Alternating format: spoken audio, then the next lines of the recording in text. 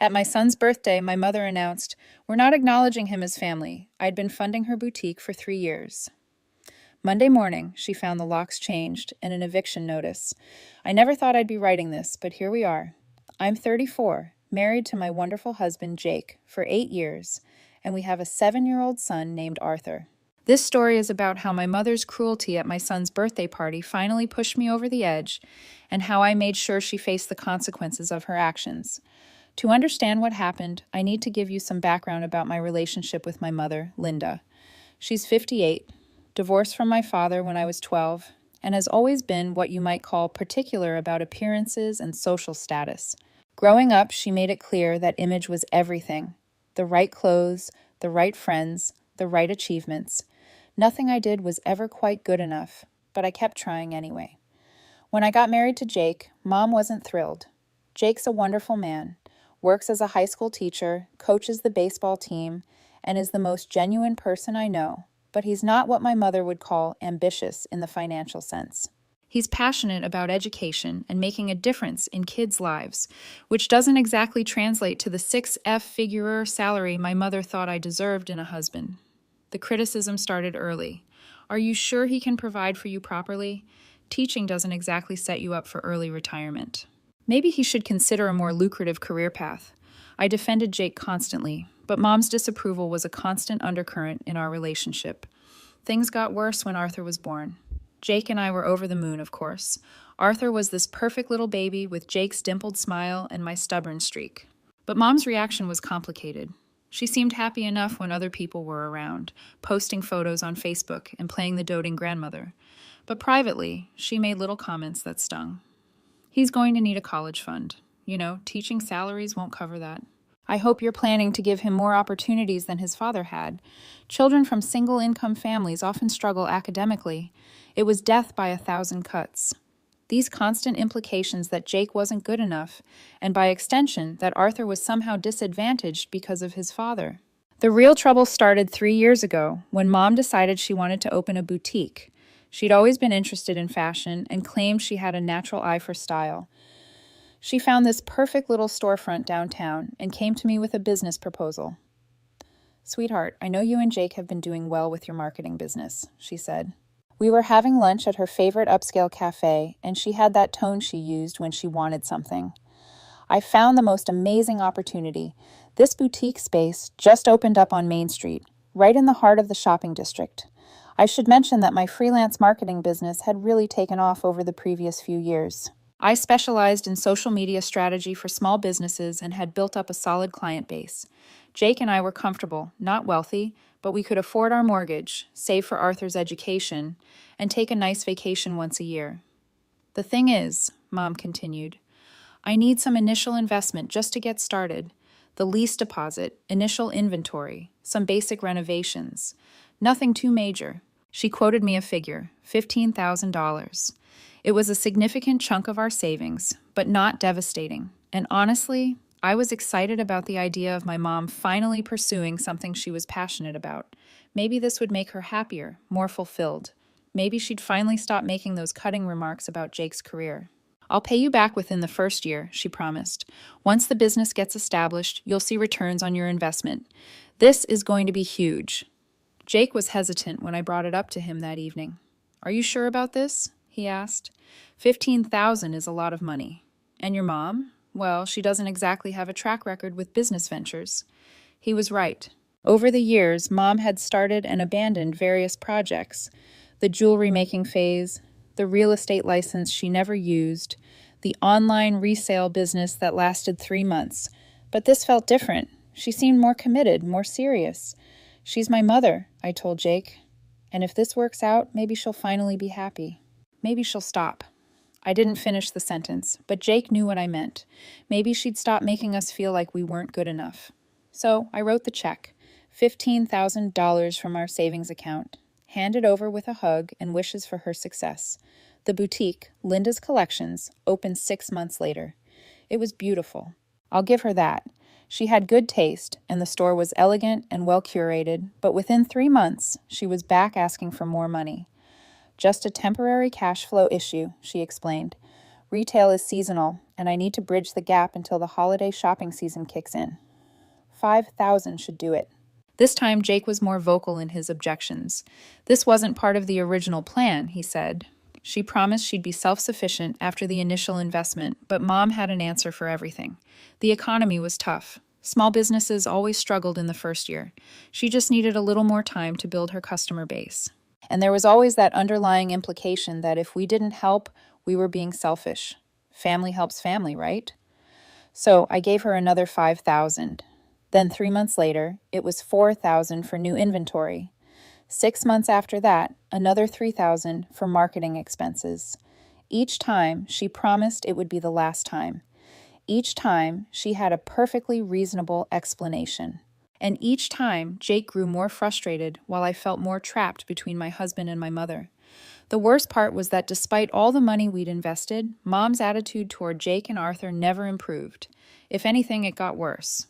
She seemed to view our financial support as validation that we could afford to help her because my business was successful. But she still treated Jake like he was somehow inadequate. At family gatherings, she'd make pointed comments about how some people are content with modest aspirations while looking directly at Jake. She'd talk about Arthur's future in terms that suggested he needed to overcome the limitations of his father's profession. She'd praise my business success while simultaneously dismissing Jake's contributions to our family. Jake, being the patient man he is, mostly just to hook it, but I could see it wearing on him. He'd come home from family dinners, quiet and withdrawn.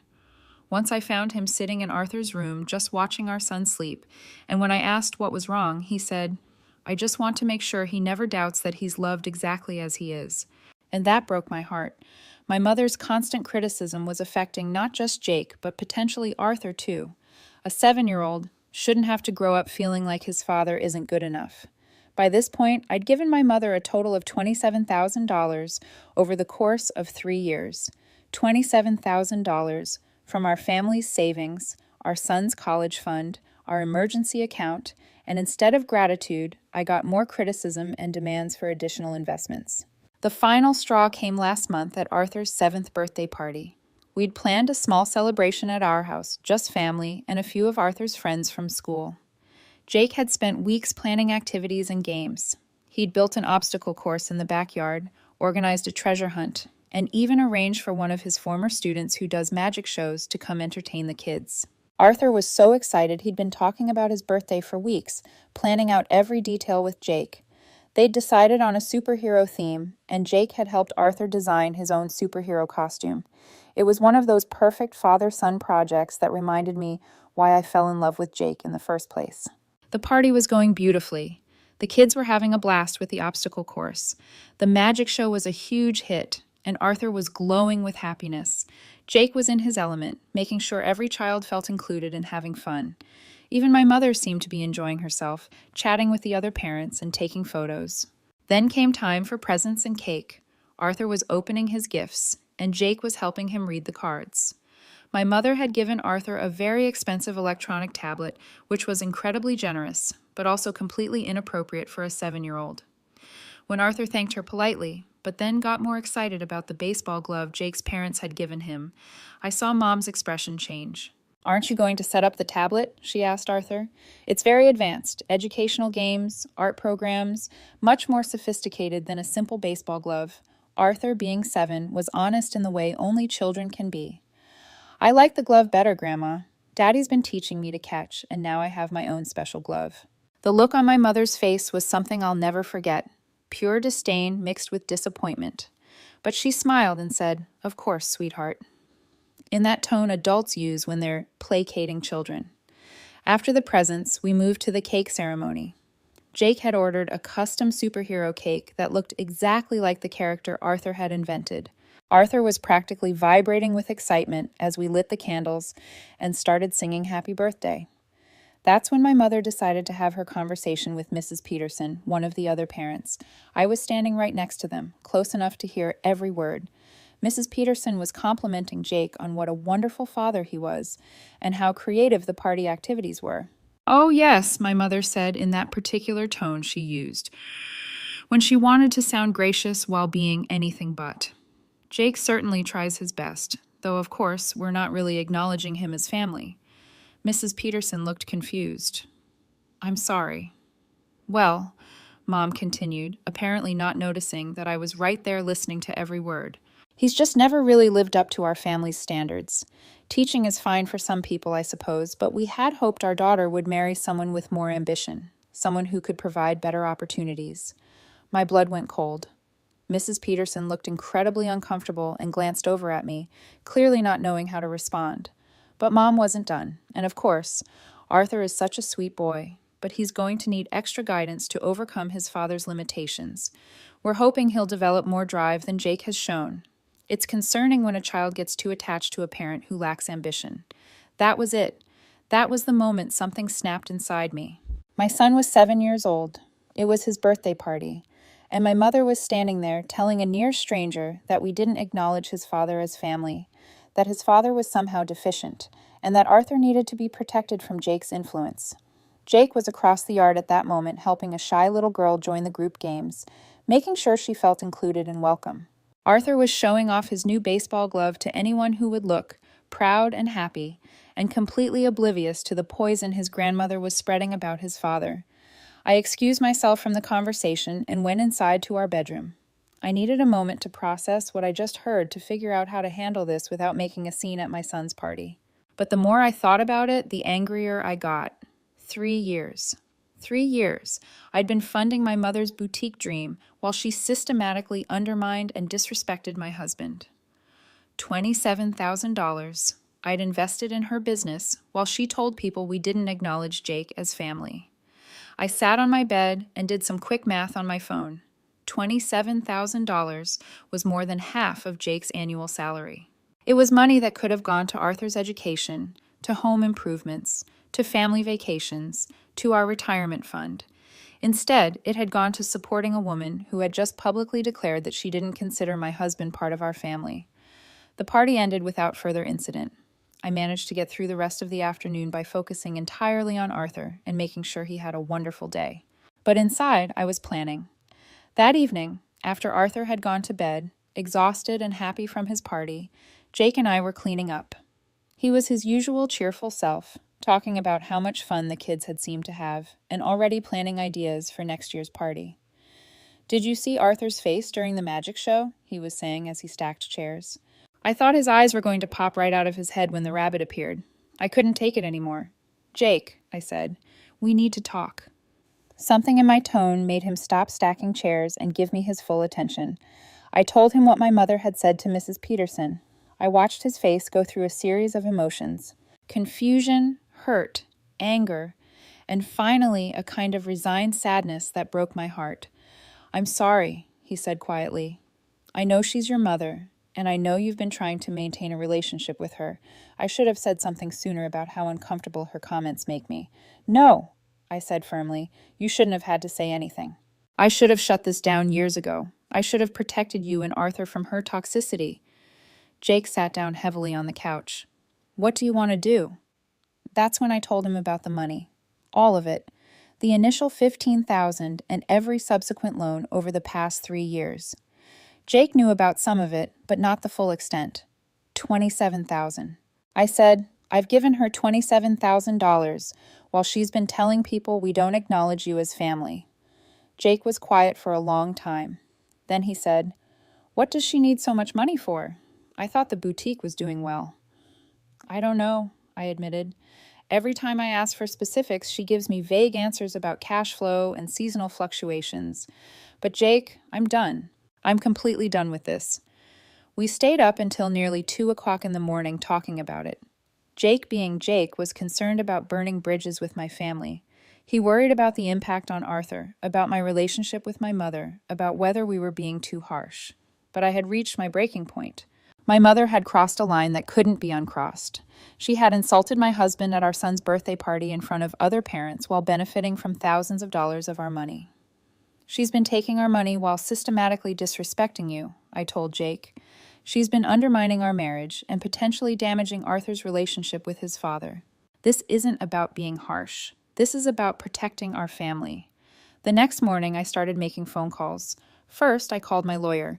We'd used him when we bought our house, and I knew he handled business matters as well. I explained the situation and asked about my options for recovering the money I'd loaned to my mother. "Do you have any written agreements?" he asked. "No," I admitted. "It was all verbal family loans, you know." "That makes it more difficult," he said, "but not impossible. Do you have records of the payments, bank transfers, canceled checks, anything like that?" I did. I'd kept meticulous records of every payment, mostly for tax purposes since I'd been treating them as business investments. "The first step would be sending a formal demand letter," he explained. "If she doesn't respond or refuses to pay, we can discuss legal action. But I have to warn you, family financial disputes can get very messy very quickly." I told him to draft the demand letter. Next, I drove downtown to the boutique. I needed to see for myself what my $27,000 had bought. Linda's Collections was in a prime retail location with large windows facing the main shopping street. The store looked successful from the outside. Well-maintained, attractive displays, good foot traffic. I watched for about 20 minutes before going in. Quick pause, fellas. YouTube just dropped this new hype feature. If you're hooked on this story, smash that hype button. It tells YouTube this video deserves to blow up, and it keeps even crazier stories coming your way. Thanks so much for your support. All right, back to the drama. The interior was beautiful. High-end fixtures, carefully curated merchandise, professional lighting. This was not a struggling business. This looked like a thriving retail operation. My mother was behind the counter helping a customer select a handbag.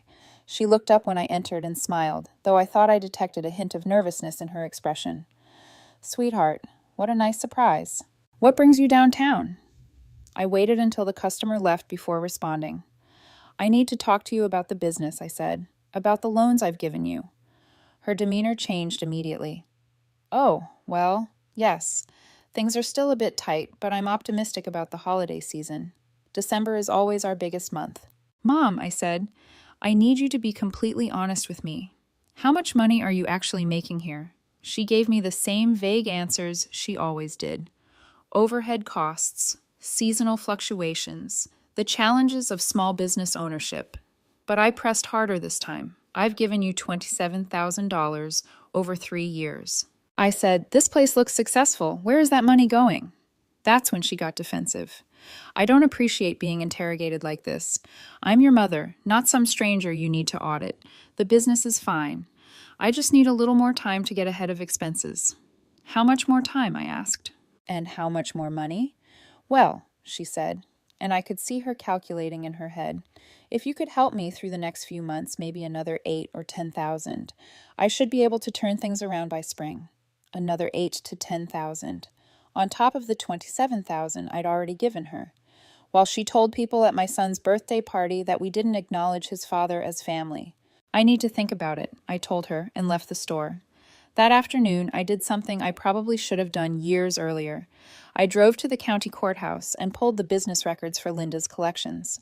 What I found there changed everything. According to the public records, my mother had incorporated the business 3 years ago, right around the time she'd asked me for the initial investment. But here's the thing. She'd listed herself as the sole owner and operator. No mention of investors or loans. No indication that anyone else had contributed to the business. More interesting were the annual reports she'd filed. Based on her own documentation with the state, Linda's Collections had been profitable every year since opening. Not hugely profitable, but solidly in the black. The revenue figures she'd reported were substantially higher than what she'd been telling me. I sat in my car outside the courthouse and stared at those documents for a long time. My mother had been lying to me. Not just exaggerating or being overly optimistic about future prospects. Lying. The business was making money, and she'd been using my loans for something else entirely. When I got home, Jake took one look at my face and knew something had happened. "What did you find out?" I showed him the business records. We sat at our kitchen table and went through everything together. The profitable revenue reports, the discrepancy between what Mom had told me and what she'd reported to the state, the fact that she'd never acknowledged my financial contributions in any official capacity.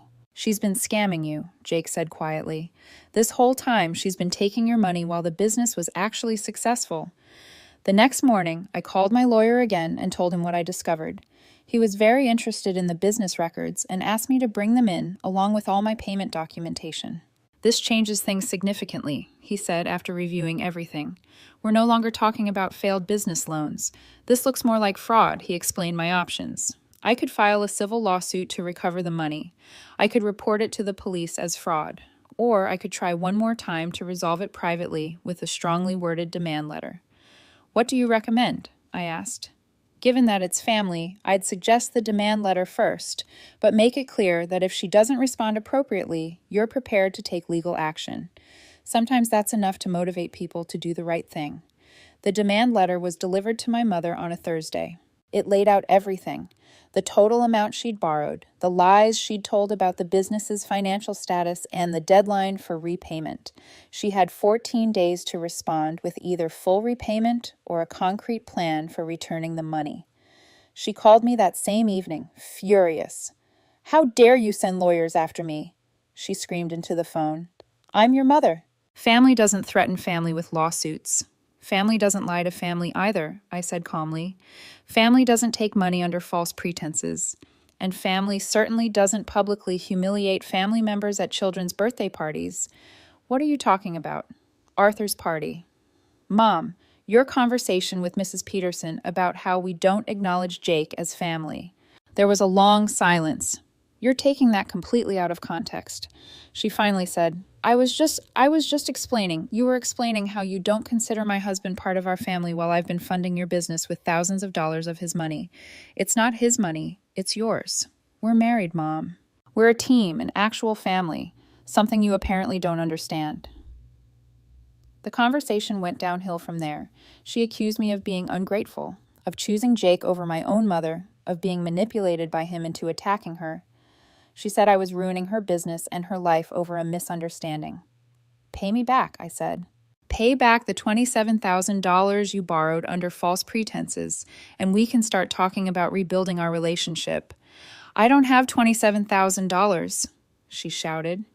Then we have a problem, I said, and hung up. The 14-day deadline came and went with no response from my mother. No payment plan, no acknowledgement of the debt, nothing. According to my lawyer, that meant we could proceed with legal action. But before we got that far, I decided to do a little more investigation. I'd been wondering what my mother was actually doing with all the money if the boutique was profitable. So I hired a private investigator.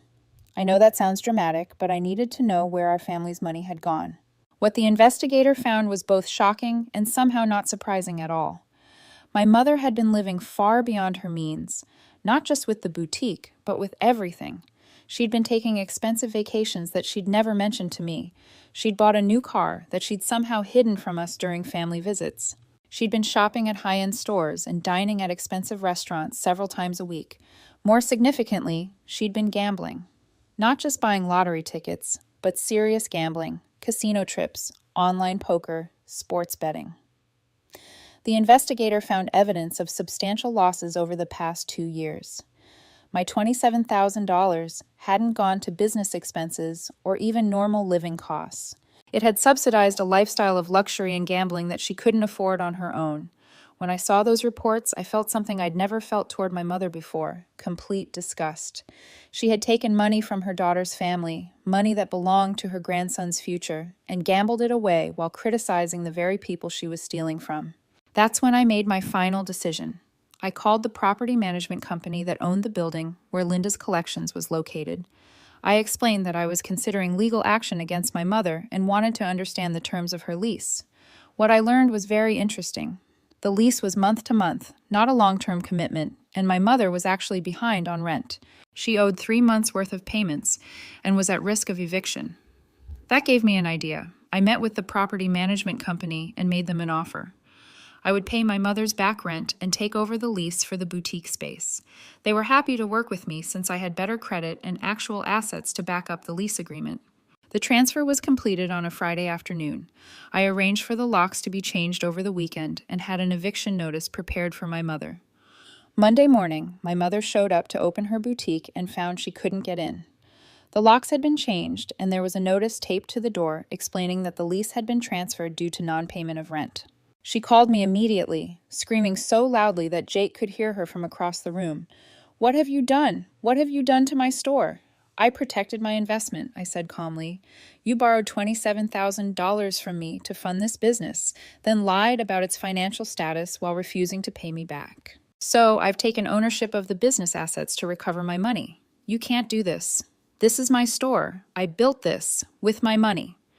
I reminded her, $27,000 of my money, which you've refused to repay despite the business being profitable. So now the business belongs to me. It was legally complicated, but my lawyer had assured me that we had a strong case. My mother had used my money to establish and maintain the business while lying about its financial status. The fact that she was behind on rent just made the transfer easier to execute. The eviction notice gave her 48 hours to remove her personal belongings from the premises. After that, everything in the store would be considered part of the business assets.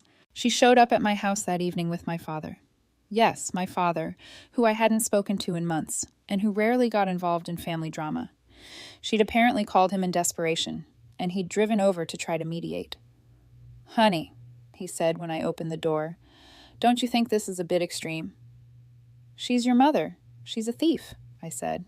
"She's been stealing from her own daughter's family for 3 years while insulting and undermining my husband. I'm done enabling her." My mother was crying, which might have moved me a few months earlier. But after everything I'd learned about how she'd been spending our money, after what she'd said at Arthur's birthday party, I felt nothing but anger. "Please," she said, "I'll pay you back. I just need more time. You can't take my store away from me." "You had 3 years to pay me back," I said. "You had 14 days to respond to the demand letter. You chose to ignore both opportunities. So now I'm protecting my family's interests." "What am I supposed to do now?" she asked. "This store is all I have." "You should have thought about that before you decided to gamble away my son's college money," I said. The look of shock on both my parents' faces told me they hadn't known about the gambling. My father turned to look at my mother with an expression I'd never seen before. "Gambling," he said quietly. I told them everything the private investigator had found. The casino trips, the online betting, the expensive lifestyle funded by money she'd borrowed under false pretenses. By the time I finished, my father looked like he'd aged 10 years.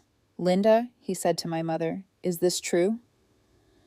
She tried to deny it at first, then minimize it, then blame me for invading her privacy, but the evidence was overwhelming, and eventually she broke down and admitted it all. "I had a problem," she sobbed. "I thought I could win it back. I thought if I could just hit a big win, I could pay everyone back and everything would be fine. You stole from your own daughter," my father said. His voice was quiet, but I could hear the anger underneath. "You took money from Arthur's future and lost it gambling. I was going to pay it back." "With what?" I asked. "More borrowed money, more lies about business expenses. How long did you plan to keep this going?" She didn't have an answer. My father apologized to me before they left. He said he'd had no idea what was going on and that he'd make sure my mother got help for her gambling problem. But he also said he understood why I'd taken the action I had. She needs to face consequences. He said this has gone too far. The transition of the boutique business was actually smoother than I'd expected. The existing staff was happy to stay on, and they knew the customer base and operations better than I did. Anyway, I hired a manager to handle day-to-day operations and focused on understanding the financial side of the business. What I found was that my mother had been telling the truth about one thing. The business was successful. Very successful, actually. The profit margins were excellent, and there was plenty of room for growth. Within 3 months, I'd not only recovered my initial investment, but started seeing substantial returns. The $27,000 I'd loaned to my mother was fully recouped within 6 months of taking over the business. My mother, meanwhile, was struggling. Without the boutique income and unable to access any more of my money, she was forced to confront her financial reality. My father told me she'd entered a gambling addiction program and was working with a financial counselor to address her debts. She'd also lost her apartment. The expensive downtown place she'd been renting was way beyond her means, without the additional income stream she'd been getting from me. She'd had to move into a much smaller, more affordable place across town. Part of me felt bad for her. She was my mother, after all, and seeing her struggle was difficult. But every time I started to soften, I remembered Arthur's birthday party. I remembered her telling Mrs. Peterson that we didn't acknowledge Jake's family. I remembered the years of subtle and not so subtle criticism of my husband, while she was taking thousands of dollars from our family. Jake, being the good man he is, occasionally suggested that maybe we should help her with basic necessities. "I don't want you to have regrets," he said, "if something happened to her and you felt like you could have helped." But honestly, I didn't feel guilty. I felt relieved. For the first time in years, I wasn't walking on eggshells around my mother, trying to manage her emotions while protecting my husband from her criticism. I wasn't lying awake at night worrying about how much money she might ask for next. The boutique became a legitimate part of my business portfolio. I expanded it into online sales and added a few new product lines. Within a year, it was generating more income than my original marketing business. Arthur noticed that Grandma Linda wasn't around as much anymore, but he didn't seem particularly bothered by it. He was too busy with school and baseball and all the normal activities of a 7-year-old. Jake had never hidden his discomfort around my mother, and I think Arthur picked up on that tension, even if he didn't understand it. My father stayed in touch and would update me occasionally on my mother's progress. She was apparently doing well in the addiction program and had found a part-time job at a department store. He said she asked about Arthur and wanted to rebuild the relationship, but he also understood why I needed space. "She knows she messed up. He told me she knows she hurt you and Jake and potentially Arthur, but I also think she's finally starting to understand the real impact of her actions." I wasn't ready to hear that yet. Maybe someday I'd be open to rebuilding some kind of relationship with my mother, but it would have to be on completely different terms. She'd have to genuinely acknowledge the damage she'd done, not just to our finances, but to our family dynamics. She'd have to prove that she understood why her treatment of Jake was unacceptable. Most importantly, she'd have to understand that Jake and Arthur and I were a unit, a family, and anyone who wanted to be part of our lives would have to respect that. The boutique is still running successfully. 2 years later, I've turned it into a small chain with 3 locations, and it's become a legitimate business enterprise that employs 12 people and serves hundreds of customers. My mother has never seen a penny of the profits.